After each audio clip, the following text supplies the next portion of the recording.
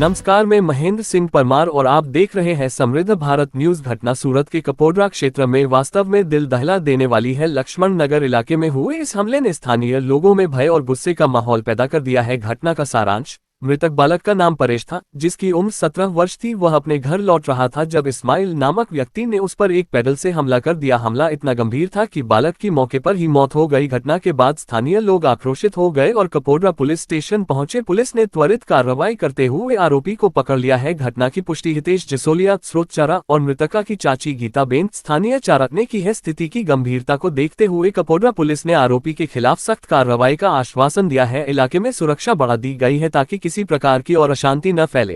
नाम તમારું? ગીતાબેન। ગીતાબેન, શું ઘટના બની હતી?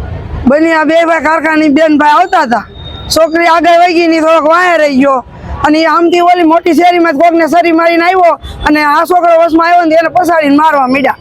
ઈ કામેથી કારખાન માર દેરનો છોકરો છે। શું લેવા માર્યો?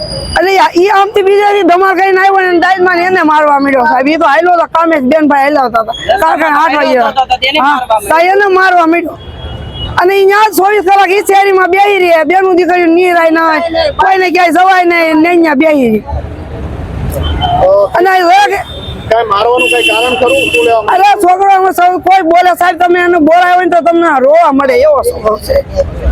શું માંગ છે તમારી? અમારી માંગ અમારા છોકરાને સજા દીધી ને અમારા છોકરાને થયું ને એવું જ થવું જોઈએ। કેટલી ઉંમર છે? શું નામ છે? એનું નામ છે પરેશ। ઉંમર કેટલી? એની 14 વર્ષ।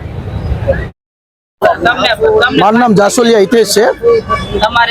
ઘણા સમયથી કાયદો વ્યવસ્થા જે કથળી રહી છે, જ્યારે દારૂના ડ્રગ્સના અનેક કિસ્સાઓ મીડિયા સમક્ષ આવી રહ્યા છે, ત્યારે આ સ્લમ એરિયામાંથી જે આ બાળકો એટલે કે બે ભાઈ બહેન કારખાનેથી આવતા હતા અને આ વિસ્તારની માહિતી મળવા મુજબ કે ભાઈ એ કારખાનેથી આવતા હતા તો તે દારૂ પી અને રોડ ઉપર ઊભો હતો અને આ બાળક પાસેથી કઈ કે નજીવા પૈસા માગે છે, 20 રૂપિયા કે 50 રૂપિયાની માંગ કરે છે।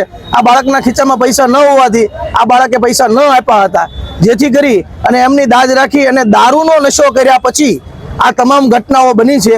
જે આરોપીને અત્યારે માહિતી મળતા મુજબ આરોપીને પકડી પાડ્યો છે અથવા તો હાજર થયો છે એવી માહિતી છે। અને આ સમગ્ર પરિવારના જે કંઈ અહીંયા સ્લમ એરિયાના માણસો અહીંયા આવ્યા છે, જે એક જ માંગ કરે છે કે કાયદો વ્યવસ્થા કથળી રહી છે। જે આ પરિવાર સાથે બન્યું એ કોઈ પરિવાર સાથે ન બનવું જોઈએ। દારૂના નશાઓ, ડ્રગ્સના નશાઓ આ એરિયામાં અનેક લોકો કરી રહ્યા છે, ત્યારે આ દારૂના અડ્ડાઓ પણ જે જગ્યાએ ઘટના બની એની આજુબાજુમાં પણ અડ્ડાઓ એટલા ચાલી રહ્યા છે। તો આ પોલીસ તંત્રને અને કાયદા વ્યવસ્થાને મારી એક વિનંતી છે કે આવી ઘટનાઓ આજે નહીં પણ ક્યારે ભવિષ્યમાં ન બનવી જોઈએ અને આ પરિવારને કાયદાની રૂએ ન્યાય મળવો જોઈએ અને વહેલી તકે મળવો જોઈએ।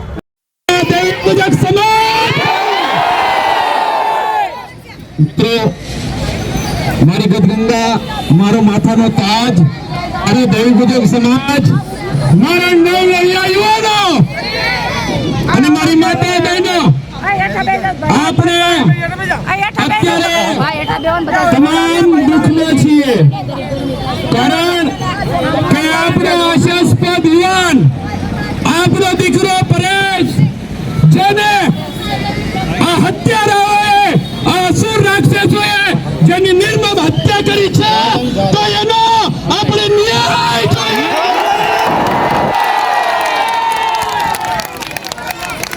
મિત્રો, તમારા બધાની જે માંગ છે, મારા દેવી પૂજક સમાજની જે માંગ છે, મારા દેવી પૂજક સમાજના નવલૈયા યુવાનોની જે માંગ છે, મારી માતા બહેનોની જે માંગ છે, મારી દીકરીઓની જે માંગ છે, તે માંગ આપણે આદરણીય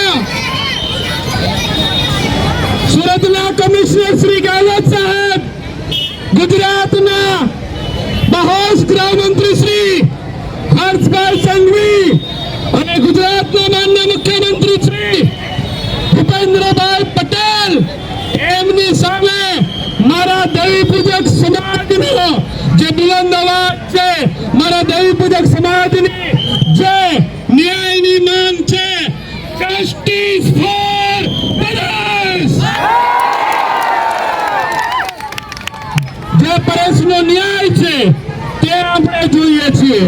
મિત્રો આશાસ્પદ યુવાન જે